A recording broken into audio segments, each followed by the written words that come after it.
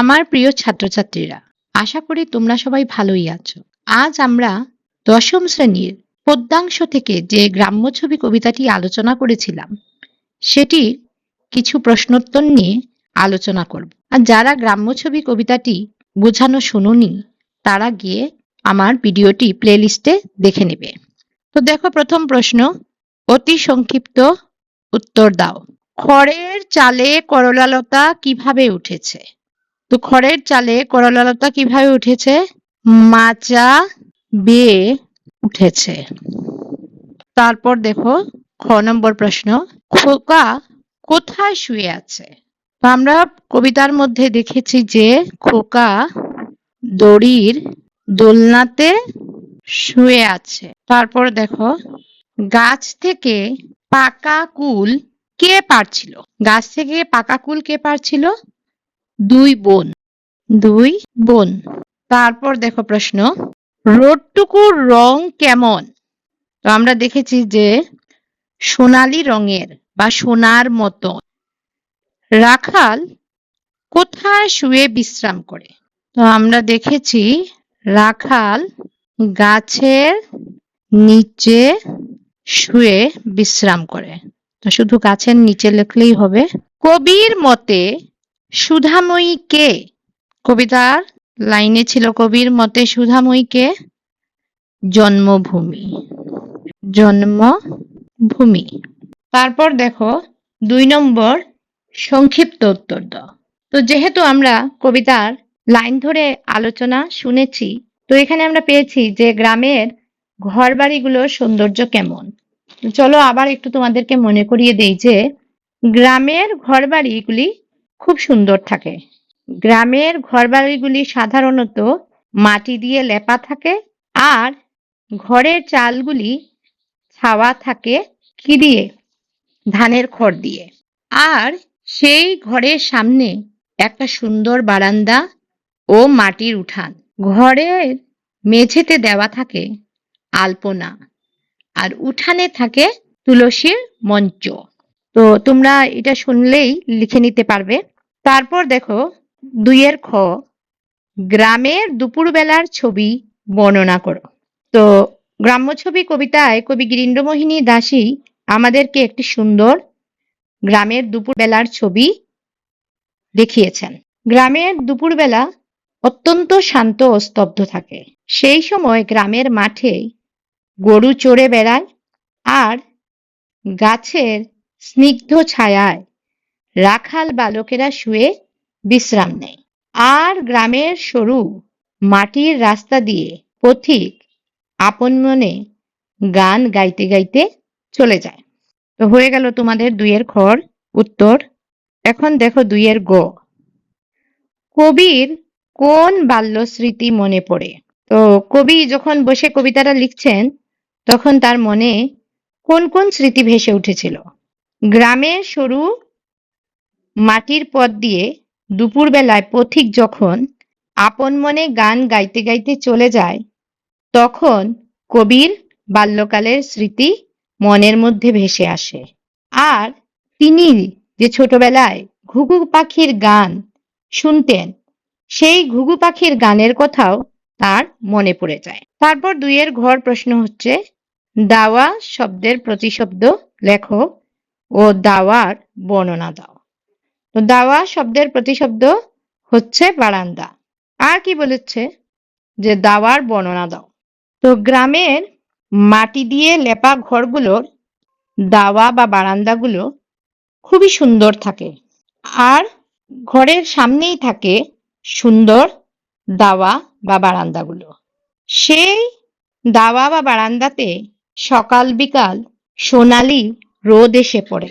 গ্রামের শিশুরা ও দড়ির দোলনাতে এই দাওয়াতেই শুয়ে থাকে। তো তোমাদের ২ এর প্রশ্নগুলো হয়ে গেল। এখন আমরা দেখি শূন্যস্থান। দেশ তুলসীর চারা গৃহ শিল্প করি ছাড়া। তো হবে মঞ্চে। মঞ্চে। মঞ্চে তুলসীর চারা। খড় ড্যাশ ছাঁটা লতিয়া করলা লতা। খড় চাল। তারপর দেখো, একাকিনী আপনার মনে ড্যাশ বসিয়া প্রাঙ্গণে ধান নাড়ে, ধান নাড়ে।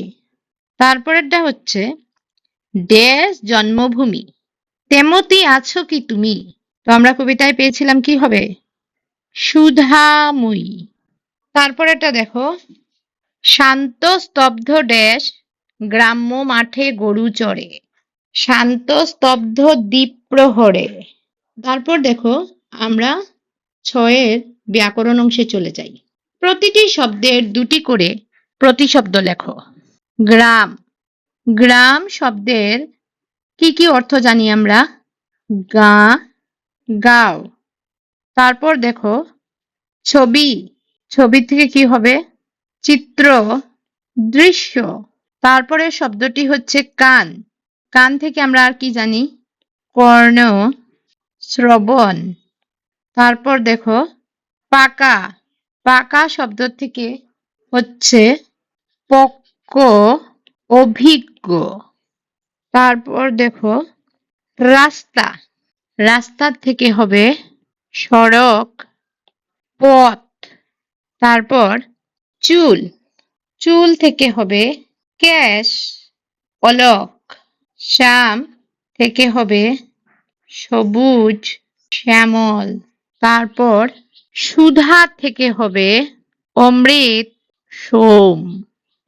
সোম শব্দটি তোমরা মনে রাখতে পারবে, কেননা আমাদের বাড়ির নাম সোম আছে।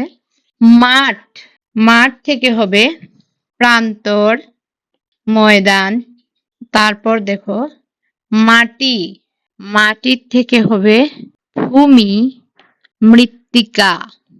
তারপর দেখো কি আছে, শাখা, শাখা থেকে হবে ডাল আর প্রশাখা।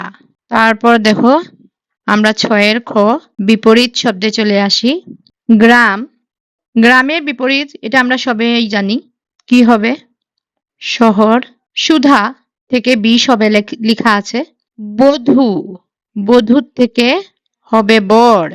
দিন, দিন থেকে হবে রাত। পাকা, পাকার থেকে হবে কাঁচা।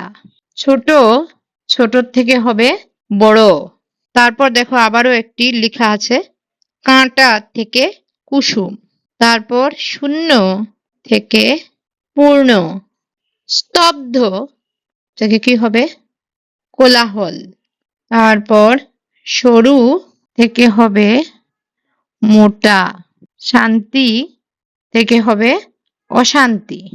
তারপর আপনার থেকে হবে পরের। বাল্য থেকে হবে বৃদ্ধ। তারপর দেখো ছয়ের গ কি লেখা আছে, পদান্তর করো। রাখাল থেকে হচ্ছে রাখালিয়া। স্নিগ্ধ থেকে স্নিগ্ধতা। বাল্য থেকে বাল্যকালীন।